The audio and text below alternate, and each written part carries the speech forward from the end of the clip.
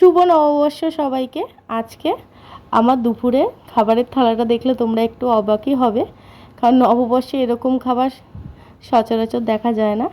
কিন্তু আজকে আমার হাজব্যান্ডও বাড়ি ছিল না, তো নিজের জন্য একার জন্য আমার মনে হলো এর থেকে কমফর্ট ফুড আর কিছু হয় না।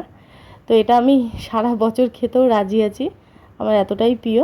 তো আজকে মেনুতে ছিল পাতলা করে মুসুরির ডাল পেঁয়াজ ফোড়ন দিয়ে, তার সাথে ছিল আলু মাখা একদম বেশি বেশি ঝাল দিয়ে, পেঁয়াজ কাঁচা লঙ্কা দিয়ে, আর তার সাথে কড়া করে বেশি পেঁয়াজ আর ঝাল লঙ্কা দিয়ে একটা ডিমের অমলেট বানিয়েছিলাম, আর একটা ডিম সিদ্ধ নিয়েছিলাম, আর কিছুটা শশা নিয়েছিলাম, আর ডালের সাথে খাওয়ার জন্য নিয়েছিলাম এক টুকরো গন্ধরাজ লেবু।